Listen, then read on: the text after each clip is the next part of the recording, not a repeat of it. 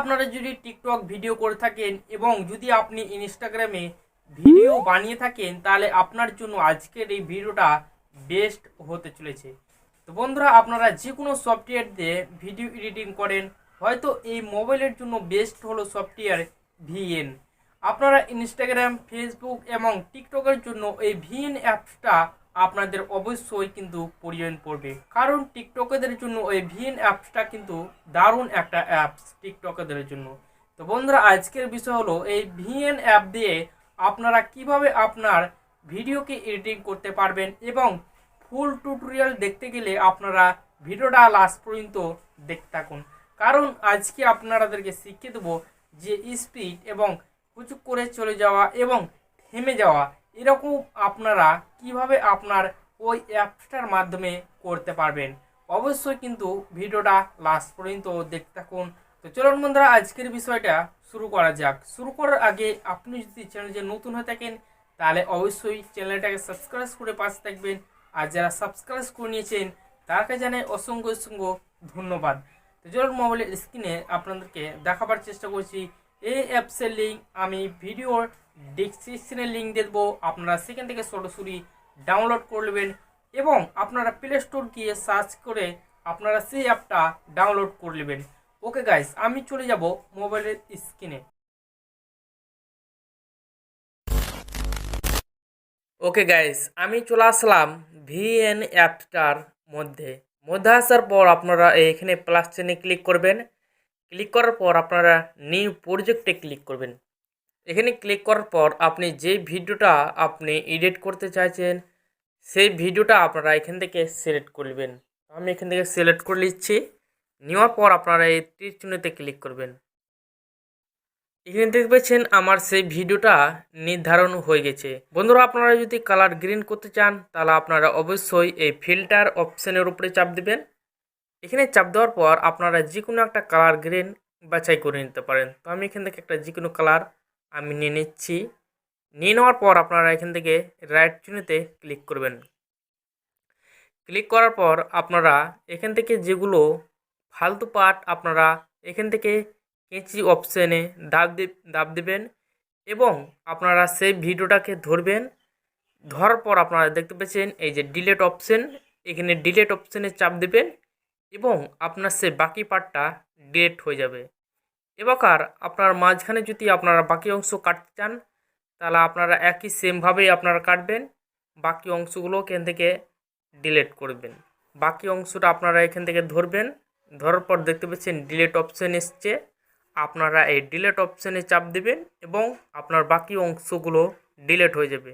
একই সেমভাবে আপনার ভিডিওর যেগুলো এক্সট্রা পার্ট ফালতু পার্ট থাকে আপনারা একই সেমভাবে কেচির দ্বারাই আপনারা এগুলোকে কাটতে পারবেন বা বাদ দিতে পারবেন। তো বন্ধুরা, দেখতে পাচ্ছেন এখানে কিন্তু আমার ভিডিওর একটা লোগো থেকে গেছে।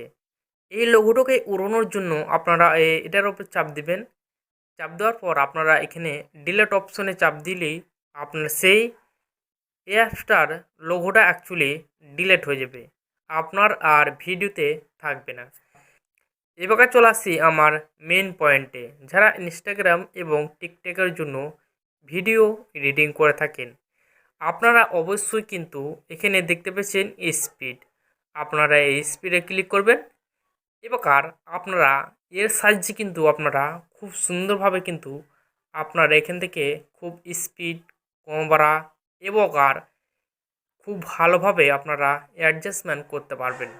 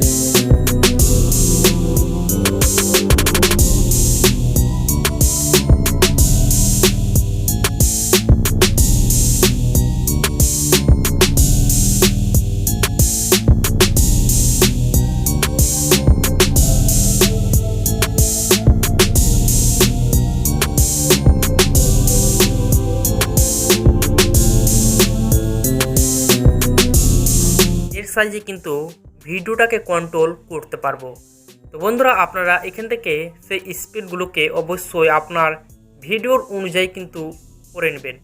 তো আমার ভিডিওর অনুযায়ী আমি এখানে কিন্তু সেই স্পিডগুলোকে অ্যাপ্লাই করেছি বা কমা বাড়া অ্যাডজাস্টমেন্টগুলোকে করেছি। এবার আপনারা এই রাইট চুনেতে ক্লিক করবেন। রাইট চুনেতে ক্লিক করার পর আপনারা এখান থেকে দেখতে পাচ্ছেন এই যে অপশানটা, এখানে যে আপনারা যদি মিউজিক লাগাতে চান তাহলে আপনারা এখানে চিহ্নতে ক্লিক করবেন। ক্লিক করার পর আপনারা মিউজিকে ক্লিক করবেন। এখানে ক্লিক করার পর আপনার সেই মিউজিকটাকে এখান থেকে সিলেক্ট করবেন। তো আমি এখান থেকে আমার একটা মিউজিক সিলেক্ট করে নিচ্ছি। তো দেখতে পাচ্ছেন আমার সেই মিউজিকটা এখানে প্রসেসিং হচ্ছে।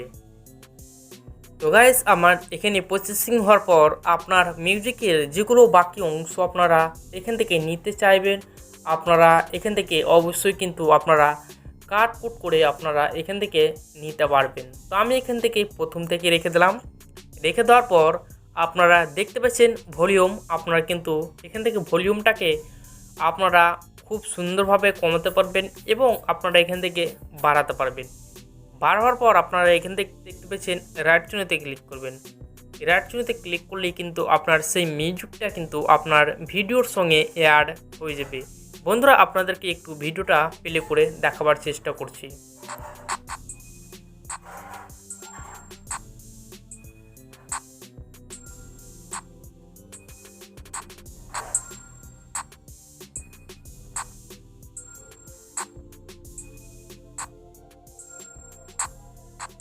তো বন্ধুরা, দেখতে পেলেন আপনারা এখান থেকে কিন্তু আপনারা স্প্লিট করতে পারবেন। তো বন্ধুরা, এটাকে সেভ করার জন্য আপনারা এখানে সেভ আইকনে ক্লিক করবেন, এক্সপ্লোরে ক্লিক করবেন। এক্সপ্লোরে ক্লিক করার পর আপনারা এখান থেকে রেগুলেশনটা সিলেক্ট করবেন।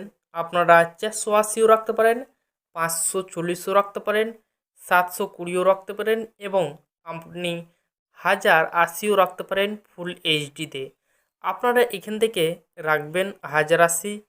এবার আপনারা 24 এফপিএস রাখতে পারেন, 25 এফপিএস রাখতে পারেন, 30 ইপিএস রাখতে পারেন।